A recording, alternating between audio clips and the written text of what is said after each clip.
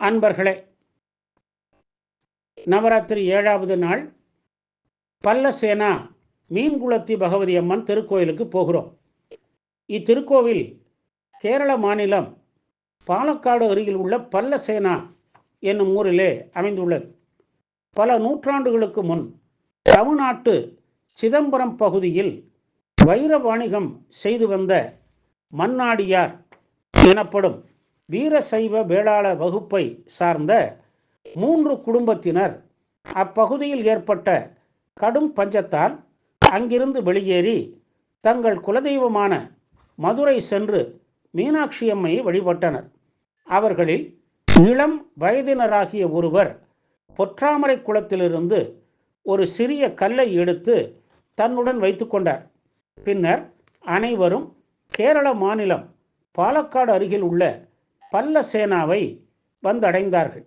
வளமுடைய அந்த இடத்தில் தங்க முடிவு செய்தனர். அங்கிருந்து தங்கள் வைர வணிகத்தை செய்து வளமடைந்தனர்.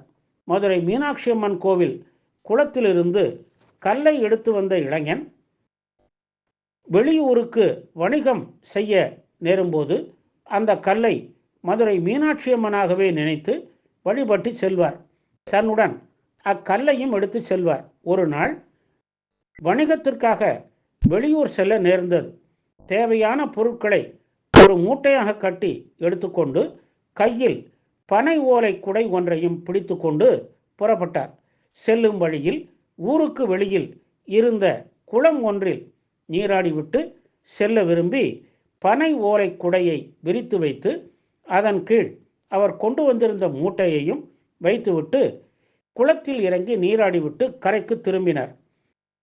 மூட்டையையும் குடையையும் அவரால் எடுக்க முடியவில்லை. 2 சிறுவர்களை அழைத்து அவற்றை பார்க்க சொல்லிவிட்டு வீட்டிற்கு சென்று குடும்பத்தாரை அழைத்து வந்தார். அவர்களும் எவ்வளவோ முயற்சித்தும் மூட்டையை எடுக்க முடியவில்லை. அப்போது அவர்களுக்கு குடை இருந்த இடத்தில் ஒளிவட்டம் தெரிந்தது. அப்போது ஜோதிடர் ஒருவர் தியானம் செய்துவிட்டு அந்த குடையின் இருக்கும் இடத்தில் மதுரை மீனாட்சி குடியேறியிருப்பதாக கூறினார். உடனே கோவில் எழுப்பி வழிபட்டனர். அம்மன் குடையில் அமர்ந்ததால் அவ்விடம் குடிமந்து என அழைக்கப்பட்டு 400 ஆண்டுகள் கழித்து மன்னரின் கனவில் மீனாட்சி தோன்றி ஊரின் நடுவில் கோவில் எழுப்பி தன்னை அங்கு பிரதிஷ்டை செய்யுமாறு கூறிட அவ்வாறே ஆலயம் எழுப்பி வழிபாடு செய்தார்.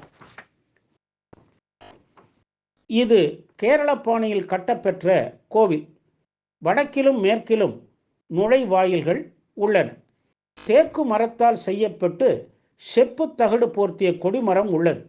கருவறையில் ஸ்ரீ மீனாட்சி அம்மன் பகவதி அம்மனாக கோவில் கொண்டுள்ளார். மீன்கள் அதிகமாக திரிந்து விளையாடும் குளத்தருகே இந்த அம்மன் தோன்றியதால் மீன் குளத்து பகவதி என அழைக்கப்படுகிறார். கோவில் வளாகத்தில் சப்த மாதர்கள், கணபதி, வீரபத்ரர், துர்க்கை, பரமேஸ்வரர், பைரவர், சாஸ்தா முதலிய சன்னதிகள் உள்ளன. கோவிலுக்கு வெளியே பெரிய குளம் உள்ளது. தினமும் 3 கால பூஜைகள் நடைபெறுகின்றன. தவிர சார்ந்த ஆட்டம், சோறு ஊட்டல், தங்கத்தாலி, சுயம்பர மலர் வழிபாடு, ஐக்கிய சூக்தம், பாக்ய சூக்தம், சரஸ்வதி மந்திர பூஜை, சந்தனம் சார்த்தல், பிடி பூஜை போன்ற சிறப்பு வழிபாடுகள் நடைபெறுகின்றன. சித்திரை அஸ்த நாளில் அம்மனின் ஜெயந்தி, மாசி திருவிழா 8 நாள், நவராத்திரி, திருக்கார்த்திகை, மண்டல விளக்கு, பள்ளி வேட்டை, பைரவர் திருவிழா என பல விழாக்கள் இங்கு நடைபெறுகின்றன. திருமணப்பேறு, மகப்பேறு, முயற்சிகளில் வெற்றி, வணிகம் பெருகிடுதல், தீராத நோய்கள் தீருதல் என்ற பல வேண்டுதல்கள் இங்கே நடைபெறுகின்றன.